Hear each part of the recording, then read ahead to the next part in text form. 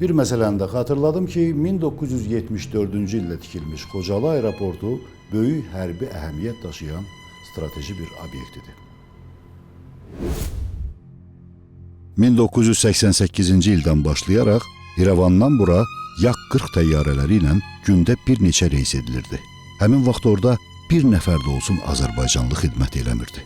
Süpürgəçisindən tutmuş hüquq mühafizə orqanlarına qədər bütün işçilər ermənilərdən ibarət idi. Aeroportda sərnişinlərin şəxsi əşyalarını və gətirdikləri yükləri isə SSR daxili qoşunlarının əskərləri yoxlayırdı.